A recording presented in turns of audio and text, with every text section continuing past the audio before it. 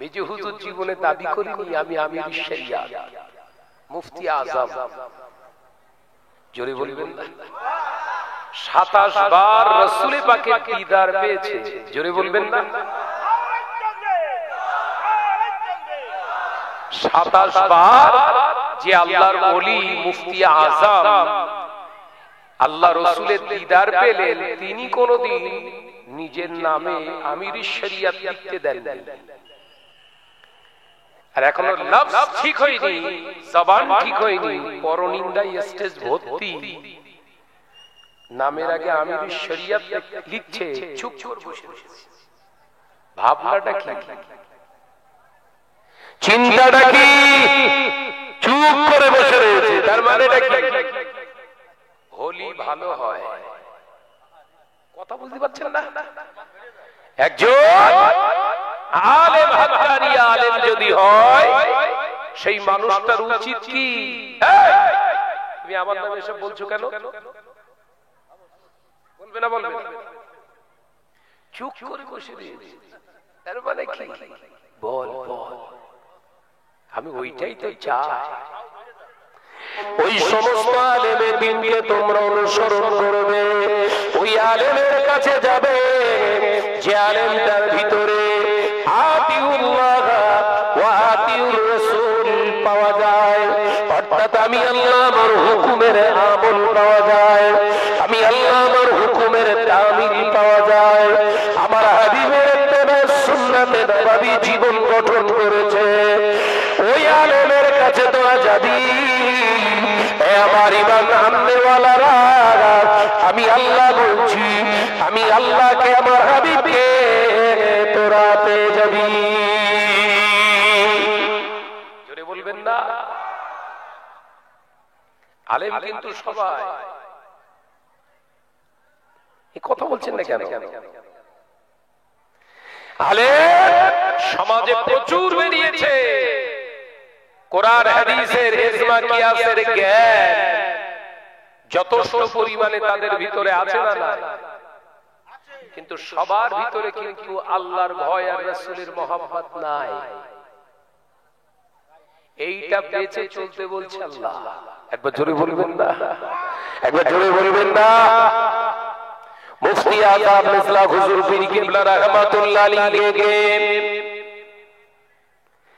মুজাদ্দিদ জামান আমিরুশ শরিয়াত আলা হযরত দাদার হুজুর পীর কিবলা রাহমাতুল্লাহ আলাইহি লাকাব দিয়েছিলেন।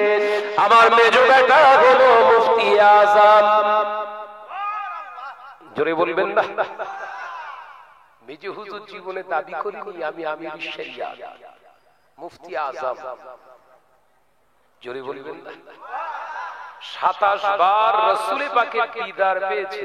জোরে বলবেন না?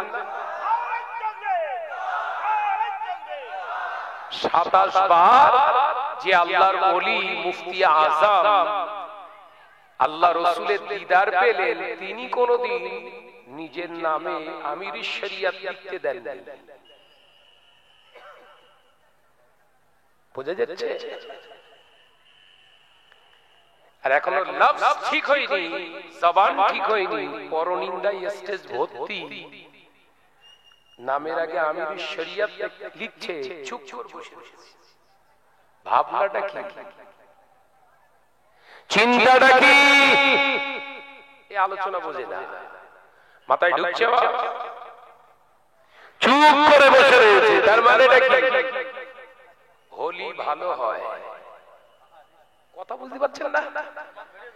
একজন আলেম হাক্কানি আলেম যদি হয়, সেই মানুষটার উচিত কি? তুমি আমার নামে এসব বলছো কেন? বলবে না? বলবে না? চুপ করে বসে রয়েছে। তার মানে কি? বল বল। আমি ওইটাই তো চাই। মিশকাতুল মাসাবিহ কিতাবুল ইলমের ভিতরে কি হাদিস এসেছে? হযরত আবী হুরায়রা রাদিয়াল্লাহু তাআলা আনহু হাদিসটি বর্ণনা করলেন। আল্লাহ নবী পাক জবানে জানিয়ে দিয়ে গেলেন, এক শ্রেণীর আলেমকে আল্লাহ কিয়ামতের দিন জাহান্নামে দেবেন। হাদিস পাক বলছি, এবার ভালো করে বুঝে নেবেন। আলেম হলি জান্নাতি না। ওই গোলাম আহমেদ কাদিয়ানী নাম শুনেছেন? কোরআনের তাফসীর করতে করতে নিজেকে নবী বলে দাবি করে বসে আছে। জোরে বলবেন নাউজুবিল্লাহ। কোরআন হাদিসের জ্ঞান এত অর্জন করে ফেলেছে, নিজেকে নবী বলে দাবি করেছে। জানেন তো সে একা কাফের না। গোলাম আহমেদ কাদিয়ানী যার অনুসারী, সব আলেমদের একটাই ফতোয়া, মুহাদ্দিস মুফাসসিরে কোরআন মুফতিদের একটাই ফতোয়া, গোলাম আহমদ কাদিয়ানী শুধু আপনার কাদিয়ানী শুধু কাফের নয়, ওকে অনুসরণ করনে ওয়ালা সব কটা কাফের। কথা বুঝতে পারেন না? নবী বললেন লা নবিয়া বাদি, আমার পরে আর নবী আসবে না। ইলম অর্জন করতে করতে নবী দাবি করে বসে আছে, তাহলে নবীর কথার উপরে তাকাব্বুরি হয়েছে না হয়নি? এই কথা বলছে না কেন? আল্লাহ নবী পাক জবানে জানিয়ে দিলেন, ও মাসাবিরা, আমি নবী জানিয়ে দিয়ে গেলাম, শুনে নাও, জেনে নাও, এক শ্রেণীর আলেমদেরকে আল্লাহ পাক ময়দানে মাহশরে জাহান্নামে দেবে, এক শ্রেণীর শহীদদেরকে আল্লাহ জাহান্নামে দেবে, এক শ্রেণীর দানীকে ধনাঢ্য ব্যক্তিকে আল্লাহ জাহান্নামে দেবে। সাহাবায়ে কেরামেরা ভয় পেয়ে গেলেন। কিতাবটার নাম কি বললাম? মিশকাত শরীফ বলা হয়, মিশকাতুন মাসাহাবি। কিতাবের ভিতরে হাদিসটা এসেছে। আল্লাহ নবী পাক জবানে জানিয়ে দিলেন, ওই আলেমকে আল্লাহ জাহান্নামের আগুনে জানাবে, যে আলেমটা দুনিয়ার জমিনে এই ইচ্ছা দিয়ে ইলম অর্জন করেছিল, সবাই আমাকে হুজুর বলে ডাকবে, বাহবা দেবে, সবাই আমাকে মান্যতা দেবে, কেউ কেউ প্রশংসা করলেও খুশি হয়ে যেত। এই আলেমটাকে ময়দানে মাহশরে তুলবে, আল্লাহ জিজ্ঞাসা করবে, ও আমার আলেম বান্দা, বলো বলো, আমি আল্লাহ পাক আল্লাহ তাআলা তোমাকে বলছি, বলো দুনিয়ার জমিনে ইলম হাসিল করেছিলে কার রেজামান দিতে? ইলম হাসিল করেছিলে কার জন্য? আলেম দুনিয়ায় মিথ্যে কথা বলে বলে এমন হয়ে যাবে, ওই ময়দানের মাহশরে মিথ্যে বলবে। আল্লাহ তোমার সন্তুষ্টের জন্য, কার সন্তুষ্টের জন্য? তোমার জানানোর জন্য আল্লাহ পাক সাথে সাথে বলবেন, তুমি মিথ্যে, তুমি হচ্ছে মৃত্যু কাজ্জাব। আল্লাহর রহমতের ফেরেশতারা ওই সময় বলে উঠবে, বারাকে রাব্বি আল্লাহ, আপনি ঠিকই বলেছেন, এই আলেম হলো মৃত্যু। আল্লাহ পাক বলবে, হে বান্দা, আলেম ইলম অর্জন করেছিস, আলেম হয়েছিস, সমাজের বুকে দাওয়াত পাওয়ার আশায়, সমাজের বুকে প্রতিপত্তি বানানোর আশায়, সমাজে ঈগল লড়াই মেতেছিলিস, সমাজের বুকে সম্মান পাওয়ার জন্য দুনিয়ার জমিনে মানুষের কাছ থেকে সমাদৃত হওয়ার জন্য আলেম হয়েছিলিস। দুনিয়ার মানুষরা তোকে আলেম বলে ডাকতো কিনা বল? হ্যাঁ আল্লাহ ডাকতো। সমাজের বুকে তোকে হুজুর বলে সম্মান করতো কিনা বল? হ্যাঁ আল্লাহ করতো। দুনিয়ার জমিনে তুই যে কথাটাই বলতিস, ওই কথাটা মানুষের কাছে জোরপূর্বক প্রবেশ করার কথা চেষ্টা করতিস কিনা বল? আল্লাহ আমি কোথায়? আমার আল্লাহ বললেন, বল সবাই তোকে মান্যতা দিত কিনা বল? হ্যাঁ মান্যতা দিত। আমার আল্লাহ বললেন, তোর যে আশা দিয়ে তুই ইলম অর্জন করেছিলিস, আশা তোর মিটে গিয়েছে, তোর ঠিকানা হলো জাহান্নাম। মুখটা হাতটাকে চেপে ধরে জমিনের উপরে আলেমটার ওই বক্তাটার ওই হুজুরটার মুখটাকে ঘষাতে ঘষাতে জাহান্নামে নিয়ে যাওয়া হবে।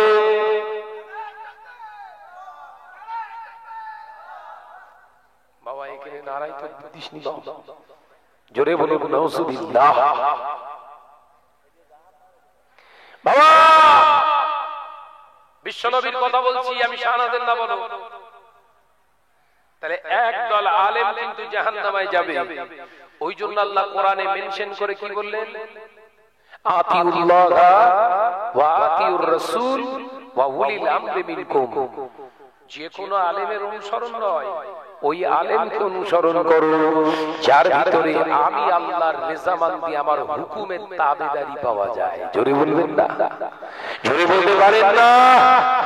ওয়া উলিল আতিউল্লাহ ওয়া আতিউর রাসূল। ওই সমস্ত আলেমে দ্বীনের কাছে যাবে যে আলেমের ভিতরে আমি রাসূলুল্লাহ, আমার হাবিবের সুন্নতে নবী পাওয়া যাবে। একবার জোরে বলুন না? জোরে বলতে পারেন না? ওয়া উলিল আমরি মিনকুম।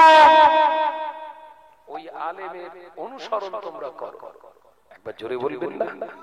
একবার জোরে বলতে পারেন না? মুজাফফরুল সামান দাদা হুজুর পীর কেবলা রাহমাতুল্লাহ আলাইহি, হুজুর কেবলা মেজলা হুজুর পীর কেবলাকে আমির শরিয়ত বলতে পারলেন না। আলোচনা মাথায় ঢুকছে? এই ভাই কারণ নাম টাম করে বলছি নাকি? কথা বলছেন না কেন? কারো চড়ং লেগে গেলে আমার কিছু করার নেই। শয়তানের বিরুদ্ধে ওয়াজ করতে গিয়ে এখন যদি শয়তানের রাগ হয়, ইবলিসের ক্যারেক্টারে নিয়ে যদি ওয়াজ করতে গিয়ে যদি মানুষের রাগ হয়, তাহলে জানতে হবে ইবলিসের ক্যারেক্টার মানুষের ভিতরে আছে। রাগ হওয়ার দরকার ছিল কার? শয়তানের। তো মানুষের রাগ হবে কেন? মানুষ কি আবার শয়তান হয়? কথা বলছেন না কেন? কথা বলছেন না কেন? মানুষ কি শয়তান হয়? বাবাজি, বিশ্বনবী কলেজার সাহাবীদেরকে নবী বললেন, ও আমার সাহাবীরা, ওই সমস্ত শাহাদাতদেরকে ময়দানে মাহশরে তোলা হবে।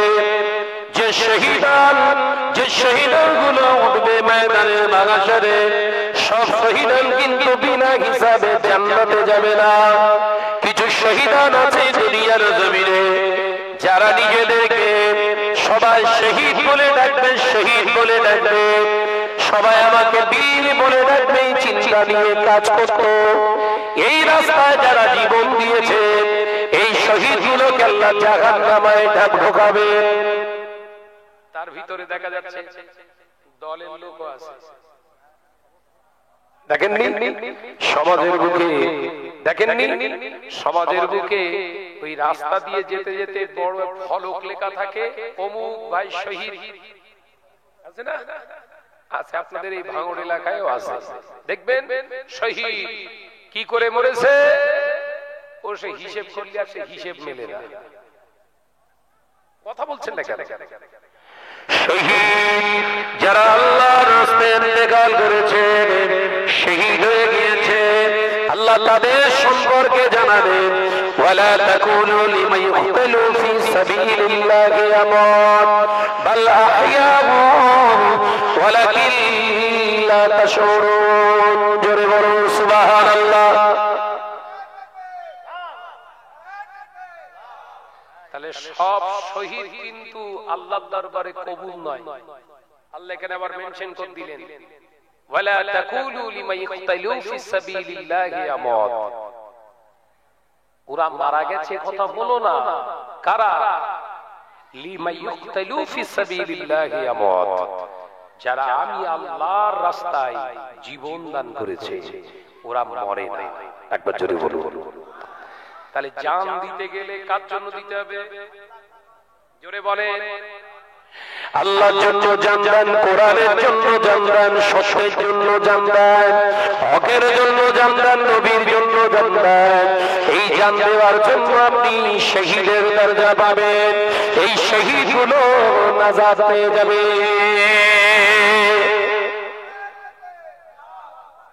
কি বুঝলে?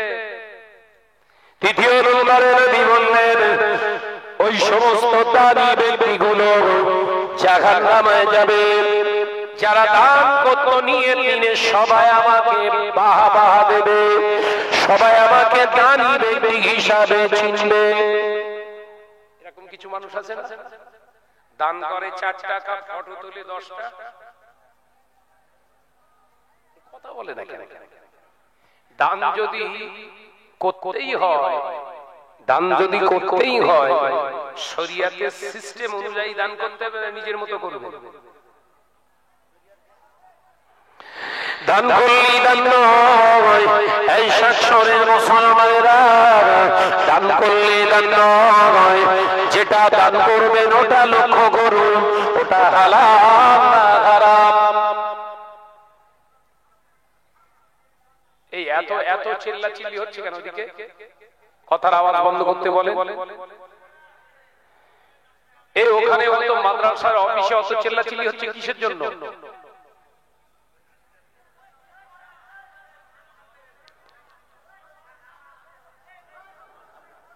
আওয়াজ করলে হবে না ভাই, মাহফিলে ডিসিপ্লিন নষ্ট করলে হবে না। ভাইরা, আমার নওজওয়ানেরা, যুবকেরা, ছেলেরা, বাচ্চারা, তারে দান করতে গেলে আল্লাহ নবী পাক জবানে জানিয়ে দিয়ে গেলেন দানের সিস্টেম হলো একটা। এক নাম্বার হলো দানের সিস্টেম হলো দুটো। এক নাম্বার হলো দান যিনি করছেন এনার খবর রাখতে হবে। আমি যে টাকা, অর্থ, টাকা পয়সা জিনিসটা দান করছি এটা হালাল অর্থ না হারাম। কথা বুঝতে পারেন? দান একটা ইবাদত তো, এই জোরে বলেন, দান একটা ইবাদত তো। ইবাদতের সিস্টেম কি পাক হলে হবে না না পাক হলে? জোরে বলেন। যেমন নামাজ পড়তে গেলে শরীর পাক লাগে না লাগে না? শরীর পাকের আগে ঈমান, আপনার অন্তর পাক লাগে না লাগে না? প্রথমে ঈমান, তারপরে শরীর পবিত্র, তারপরে কাপড় পবিত্র, তারপরে যে জায়গায় দাঁড়াবেন সেই জায়গা পবিত্র, তারপরে আল্লাহু আকবার। কথা বলছেন না কেন? এ নজরেরা, শাসনের মুসলমানেরা, তাই দান করলে দান নয়।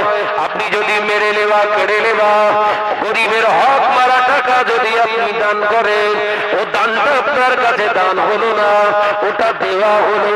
ওটা দেওয়া হলো নাম কেনার জন্য। দুনিয়ার জমিনে হালাল অর্থ ছাড়া দান হয় না। যদি পৃথিবীর কোন মুহাদ্দিস, কোন মুফতি যদি ফতোয়া করতে পারে, আই ক্যান চ্যালেঞ্জ, জীবনে কোনদিন আর স্টেজে উঠব না। কথা বুঝতে পারছেন? হালাল মাল থেকে কখনো দান করবেন 1 টাকা, ওই হালাল মালটা আল্লাহর কাছে উহুদ পাহাড়ের ন্যায় হয়ে যাবে। একবার জোরে বলুন, একবার জোরে হবে না? আর উহুদ পাহাড় সমতুল্য, উহুদ পাহাড় সমতুল্য অর্থ নিয়ে দান করে দেবেন, কিন্তু মেরে নেওয়া, কেড়ে নেওয়া হারাম টাকা, ও দানটা দান হলো না, ও দানটা দান হলো না। দ্বিতীয় নম্বর হলো আপনাকে লক্ষ্য করতে হবে যে যাকে দান করছি আমি, আমার এই হালাল অর্থটা যাকে দান করছি ও প্রকৃতপক্ষে দান পাওয়ার যোগ্য কিনা।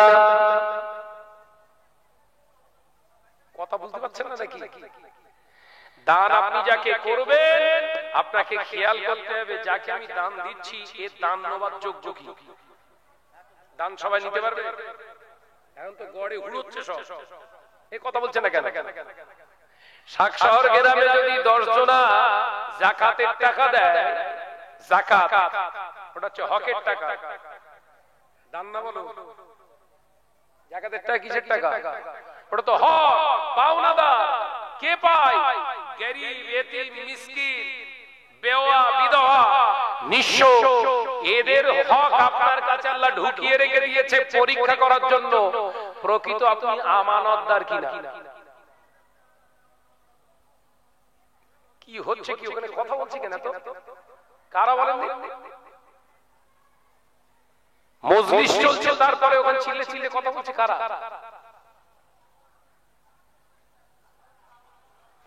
ভাইরা আমার, নজরের যুবকেরা, ছেলেরা, বাচ্চারা, পর্দানশীরা, মা বোনেরা, তাহলে যাকাতটা আদায় করার সিস্টেমটা জানুন। যাকাতের সিস্টেম, আপনি যাকাতের টাকা হাতে, আপনার ওই যাকাতের টাকা হাতে নিয়ে প্রথমেই আপনার ভাবা উচিত এই টাকাটা কিন্তু আমার না।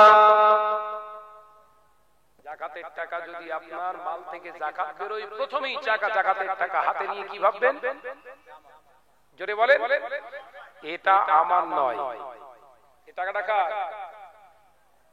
প্রথম হকদার, এই টাকার প্রথম হকদার যদি আমার বংশের ভিতরে কেউ এরকম মানুষ থাকে যারা অর্থের অভাবে নিজের সংসার চালাতে পারে না, আমার বংশের ভিতরে আমার যাকাতের টাকা, আমার হাতে যে যাকাতের টাকা দিয়েছেন না, এই টাকা প্রথম তার হক, আমি তার হাতে আগে তুলে দেব। একবার জোরে বলে, এইটা হচ্ছে শরীয়তের সিস্টেম। কিন্তু এখন হচ্ছে কি বলেন, কি আছে শাহনাজ ভাই, আপনার ফোন পে আছে? হ্যাঁ আছে। ভাই আপনার মাদ্রাসায় আমি 20,000 টাকা যাকাতের টাকা দিয়ে দিলাম। বাড়ি কোথায় আমার? শাকশহরে। শাহনাজ হুজুরের বাড়ি কোথায়? বাদুড়িয়া থানা, উত্তর জঙ্গলপুর। ভাইজান আমাকে প্রশ্ন করুন তো, হুজুর আপনার বাড়ি জঙ্গলপুর, বাদুড়িয়া থানা, উত্তর জঙ্গলপুর, আপনার আগে দিতে হবে না আমার এলাকার গরিবদের আগে দিতে হবে? প্রশ্ন করেছেন কোনদিন? এইভাবেই হক নষ্ট করছি আমরা।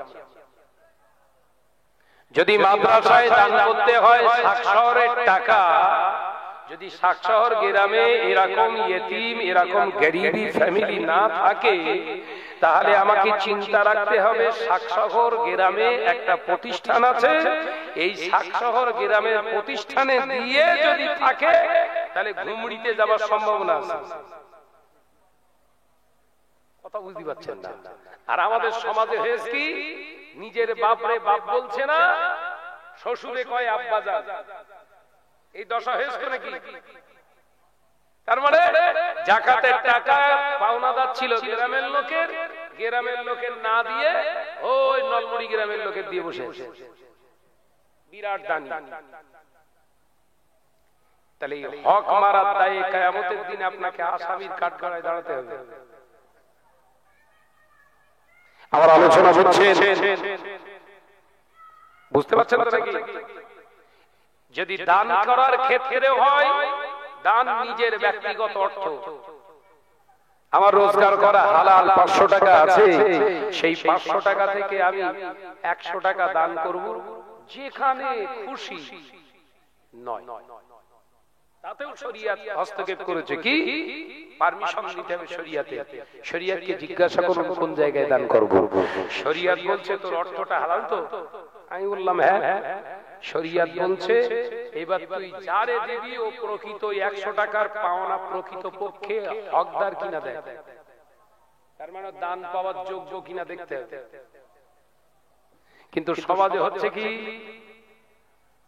কালেক্টরেরা কালেকশন করছে, এই মুখ খুলছি বলি তো চরম লেগে গেছে, এই কথা বুঝতে পারছেন না? এতদিন মুখ খুলিনি তো, অবস্থা বুঝে তারপর তো ব্যবস্থা করতে হবে। আগে সব তথ্যগুলো নিয়ে তারপর অ্যাকশন শুরু করতে হবে তো নাকি? সব তথ্য নিয়ে দেখলুম কালেক্টর কালেকশন করতে যাচ্ছে দিল্লি, মুম্বাই, হায়দ্রাবাদ, পাঞ্জাব, হরিয়ানা, ওইসব জায়গায় তো এখন জলসাই শাহনাজ যায়। তথ্য নিতে আর অসুবিধা আছে? সব তথ্যগুলো এখন পাচ্ছি। বলছে ভাইজান টাকা যখন কালেকশনে এসেছিল দিল্লি, ছোট একটা ব্যাগ, আর যাবার সময় দেখি যে বড় ব্যাগ, অ্যাটাচি সহ বড় একটা মোবাইল ফ্রি। এবার কি ব্যাপার বুঝতে পারিনি তো। কিরম বললি? বলে হুজুর এই আমরা যা টাকা দিয়েছি ওই টাকা থেকেই তো খরিদ করেছি।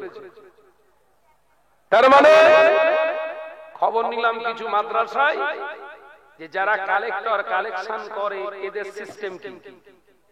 বলল ভাই আমরা যে সিস্টেমে দেই আপনাকে বলে দেই, যে 1000 টাকা কালেকশন করে আনে ওকে আমরা 700 টাকা দিই। কথা বুঝতে পারেন? তাহলে মাদ্রাসা পেল কত? তাহলে দান করেছেন তো? কথা বলছেন না? দিয়েছেন তেলাপিয়া মাছের খাবার, সেখানে হাইব্রিড মাছ খেয়ে ধুনে দিচ্ছে, ও তেলাপিয়া বাড়বে? কথা বলে না তো। সমাজ এইভাবে নষ্ট হচ্ছে, আমার চোখের সামনে এরকম ক্ষতিগ্রস্ত হবে, আমি ছেড়ে দেবো? ও পড়াশোনা করিনি আর ওই পীরের হাতেও মুড়ি ধইনি আমি। আমার জান আগে নয়, সম্মান আগে নয়, জলসা আগে নয়, শরিয়াত আগে। শরিয়াতের ছুরি চালাবো, যার উপর দিয়ে যাবে ওটা আমার উপর দিয়েও গেলে যাক। ভাইরা আমার, নজরেরা, যুবকেরা, ছেলেরা, বাচ্চারা, পর্দানশীলা মা ও বোনেরা, সমাজের বুকে উশৃঙ্খল আজকে পরিবেশ তৈরি হয়েছে।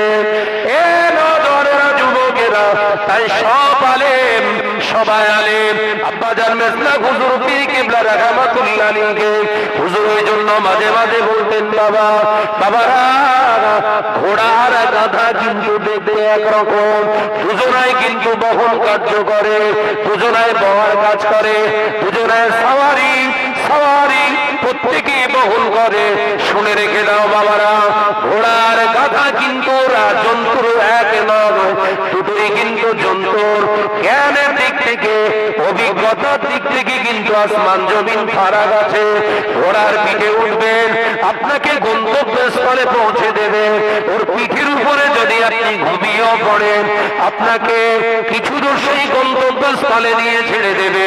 কিন্তু গাধার উপরে উঠলে ওই গাধাটা আপনাকে টানতে টানতে টানতে টানতে তার যতক্ষণ পা চলবে ততক্ষণ পর্যন্ত যাবে। ঘুমিয়ে আছেন, হঠাৎ দেখবেন যখন ঘুম ভেঙে গেছে, যাবার দরকার ছিল ঘটকপুকুর, গিয়ে বসে আছেন সায়েন্স সিটি।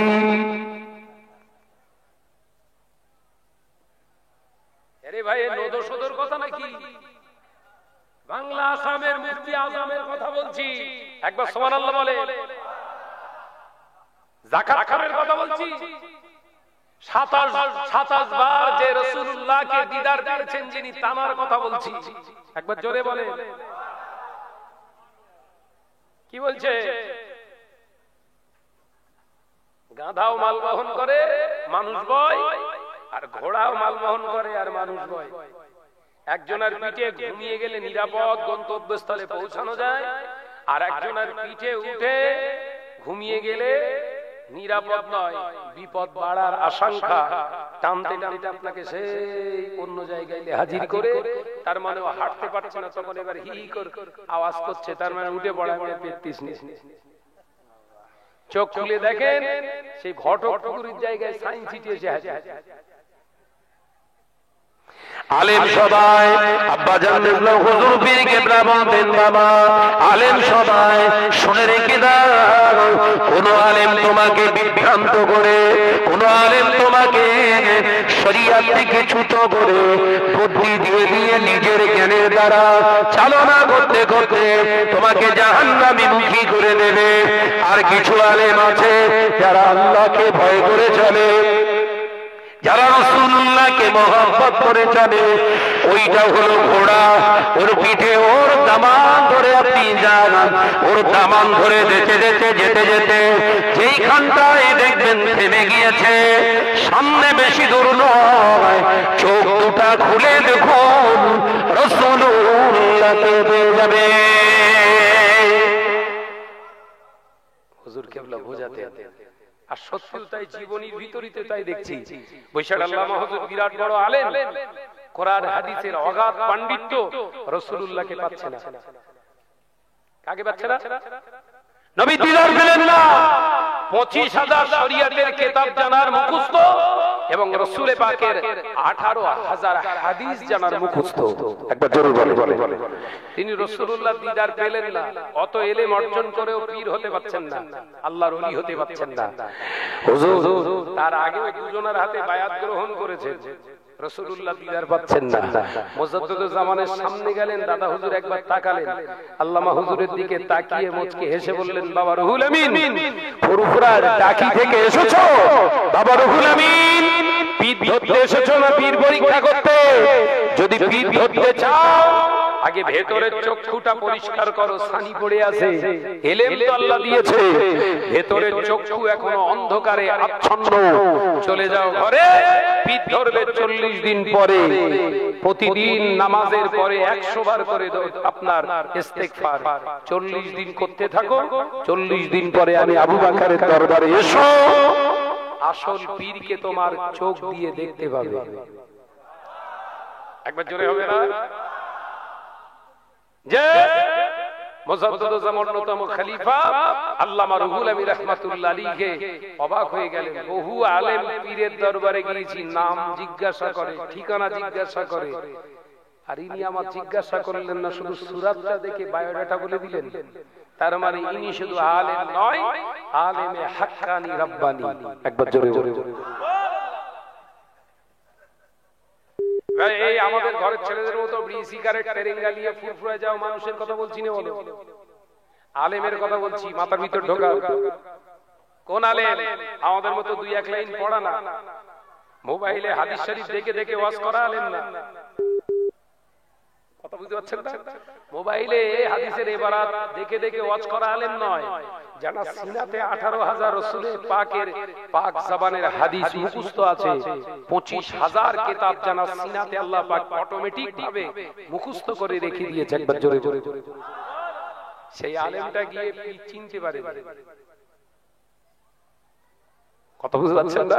সেই আলেমটা গিয়ে চিনতে পারলো না। আর আমাদের ঘরে ছেলে বিড়ি সিগারেট টেরেঙ্গা গুটকা দাড়ি চাচা বেনামাজি গিয়ে দরবারে ফুরফুরা শরীফে এবং বসিরহাট দরবারে গিয়ে পিঠ চিনে ফেলেছে। আসলে ওরা পিঠটির কিচ্ছু না, বাড়ি আসার সময় গল্প করতে করতে ফেরে। কথা বলছেন না কেন? আসলে ওদের ওই জ্ঞান না বলে ওটা। ওই যে দরবারে ফুরফুরা শরীফে গিয়ে ভাই সাহেব হুজুরদের দেখে ধারণা তৈরি করে ঘরের ভিতরে ফিরে আসা অ্যাকচুয়াল ওদেরও জ্ঞান না। খোঁজ নিয়ে দেখুন, ওদের পেছনে এক শ্রেণীর আলেম দাঁড়িয়ে আছে। ফুরফুরা সম্পর্কে খারাপ ধারণা তৈরি অটোমেটিক তাদের অন্তরে করে রেখেছে। কথা বুঝতে পারছেন না? জি, কাইমুল জামান বড় হুজুর পীর কেবলা রাহমাতুল্লাহ আলাইহি মাহে রমজানে দুপুরবেলা জোহরের নামাজ পড়ে গিয়ে দরবারে বসলেন। কাইমুল জামান বড় হুজুর পীর কেবলা রাহমাতুল্লাহ আলাইহি বসে আছেন, রমজান মাস রোজায় আছেন হুজুর। আর এক গাড়ি রমজান মাসে যায় না মুরিদ গিয়ে গাড়ি থেকে হুজুরকে দেখে ঝুপঝাপ করে লাফ মেরে দৌড়চ্ছে হুজুরের হাতে মুসাফা করবে। তার কাছে কাইমুল জামান বড় হুজুর পীর কেবলার হাতে হাত দেবে, দৌড়চ্ছে। হুজুর কেবলা ওই মুরিদদের দৌড়ানো দেখে পাশে একটা বোতলে পানি ছিল, তাড়াতাড়ি করে সিপি খুলে ওদের দিক ফিরে মুখে ঢালা শুরু করেছে। কথা বুঝতে পারছেন না? এই বুঝতে পারছেন তো নাকি? মুরিদদের দৌড়ানো দেখে কাইমুল জামান বড় এক বোতল পানি নিয়ে গাল হা করে ঘড়ঘড় ঘড়ঘড় করে ঢালা শুরু করে দিয়েছে। ওই দেখে যে রমজান মাসে পীর সাহেব পানি খাচ্ছে, যারা দৌড়াচ্ছিল কিছু জন খপাস করে দাঁড়িয়ে পড়েছে, যে রোজা রাখেন বাবার পীর, ওর হাতে হাত দেওয়ার জন্য আমরা দৌড়চ্ছি বেরে। আর কিছু মানুষ দৌড়ে কাছে পৌঁছে গেলেন। হুজুর কেবলা আলোচনা বুঝতে পারছেন তো নাকি? জায়গা পরিষ্কার করেন, তারপর জিন্দাবাদ দেবেন। মুজাদ্দিদুল জামান দাদা হুজুর পীর কেবলা রাহমাতুল্লাহ আলাইহি রক্তে জিগার কাইমুল জামান বড় হুজুর পীর কেবলা রাহমাতুল্লাহ আলাইহি এই দৃশ্য যখন দেখিয়ে দিলেন, এক শ্রেণীর একদল হুজুরের কাছে গেলেন, হুজুর জানাদের হাতে মুসাফা করলেন। বললেন বাবা সবাই দৌড়াচ্ছিল দেখলাম, হঠাৎ করে কিছু মানুষ দাঁড়িয়ে গেলেন, তারা আর আমার কাছে আসতে চাইল না কেন? ওরা আসতে চাইল না কেন? হুজুর বেয়াদবি নেবেন না, এটা মাহে রমজান, রোজা রাখা হলো ফরজ আইন।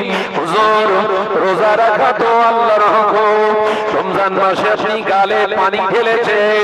এই দৃশ্য দেখে ওরা বলছে যে পীর সাহেবের জন্য দৌড়ায়, আসলেও পীর না। ও যদি পীর হতো রমজান মাসে কোনদিন প্রকাশ্য দরবারে বসে পানি খেত না। হুজুর আপনি পানি খেয়েছেন? ওরা বলছে আল্লাহর ওলি মুজাদ্দিদ জামানের রক্তে জিগার কায়েমুজ্জামান বড় হুজুর পীর কেবলা মুচকে হেসে বললেন, বাবা যারা আসেনি ওরা কি শুধু জানে রমজানের রোজা রাখা ফরজ আইন? আমি কায়েমুজ্জামান আব্দুল হাই আমি কি জানি না? অবশ্যই জানি, অবশ্যই আমি রোজায় আছি। আমি শুধু চিঠি আর ধান সলিড আর ভেজাল গুলোকে পার্থক্য করার জন্য তাদের দেখে আমি আমার মুখেতে পানি ঢেলেছি। বাবা ওই দেখো লক্ষ্য করো পাশেই পানি পড়ে আছে, আমি ওটা কুলি করেছি, পানি খাইনি। আমি শুধু ভেজালদের হাতে হাত দেবো না বলে এই খেলাটা একটু খেলে নিলাম। একবার জোরে হবে না? বুঝতে পেরেছেন?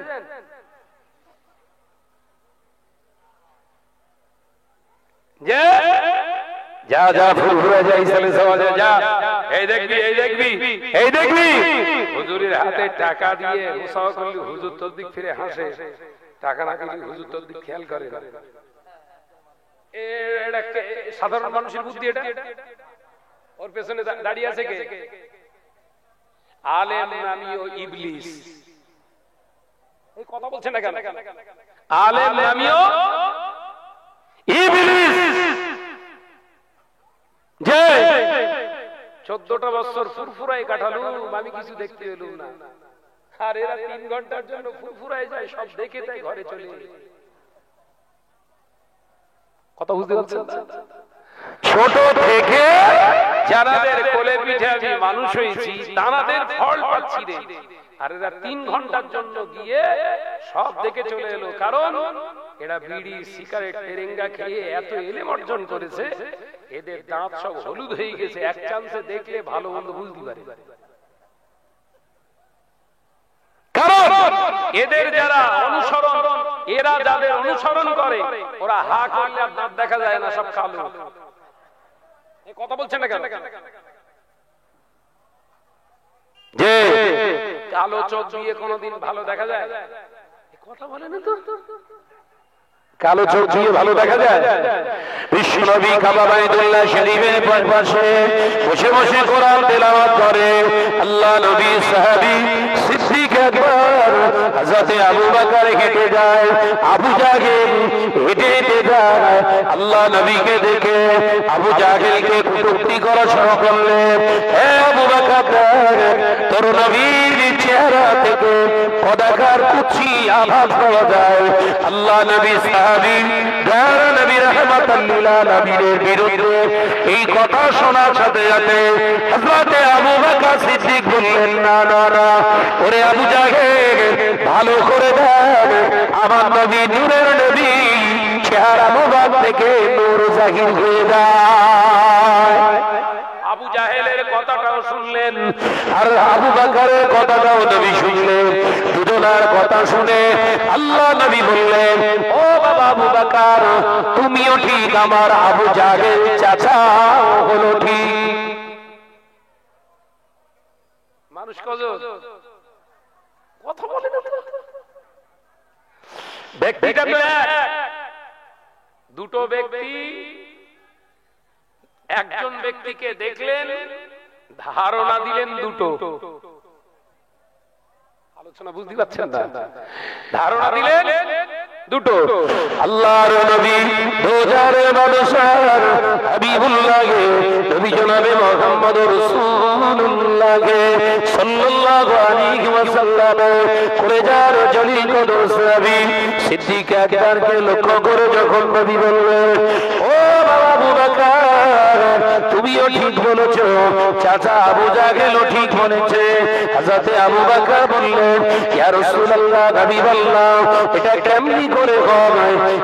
আপনি তো একজনই ব্যক্তি, আমার চোখে আমি নূর দেখলাম। আবু জাহেল বলো ওটা নূর নয়, কদাকার করছি। হুজুর আপনি বললেন দুজনাই ঠিক বলেছে, কি করে এটা সম্ভব? আপনি ব্যক্তিটা তো এক, আমরা ধারণা দিয়েছি দুটো। একটা ঠিক হবে, একটা বেঠিক হবে, দুজনাই তো ঠিক হতে পারে না। ও নজরা মুরব্বিয়া ইমান হবে না। আল্লাহ নবী দয়ার নবী রাহমাতাল লিল আলামিন মুচকে হেসে বলেছিলেন, ও বাবা আবু বকর, তুমি কি জানো না আবু জেহেল আমাকে নবী বলে মানে কি মানে না? না ইয়া রাসূলুল্লাহ, হাবিবাল্লাহ, মানে না। আল্লাহকে এক বলে আল্লাহ বলে মানে না, না মানে না। ইয়া আবু বকর শোনো শোনো, তাহলে আবু বকর শোনো, আবু জাহেল আল্লাহকে এক বলে মানিনি, আমি নবীকে ওর নবী হিসাবে মানিনি, তাহলে অন্তরটা কালো না ফর্সা? জোরে বলেন। আবু জেহেলের অন্তরটা কালো, ঈমান আনেনি, ঈমানি নূরের চোখ দিয়ে দেখতে পায়নি, তাই ওর কারা খারাপ কদাকার কুৎসি অন্তর দিয়ে আমি রাসূলুল্লাহকে কালো দেখতে পেয়েছে। ও বাবা আবু বকর, পক্ষান্তরে তুমি আমি রাসূলুল্লাহকে নবী বলে মানো, আল্লাহকে এক বলে তোমার স্রষ্টা বলে মানো, তোমার ভিতরে ঈমান আছে, ঈমানি নূরের ভিতর দিয়ে তুমি রাসূলুল্লাহকে দেখেছো, তোমার ওই নূরের চক্ষু দিয়ে আমি নবীকে নূর হিসাবে দেখেছো।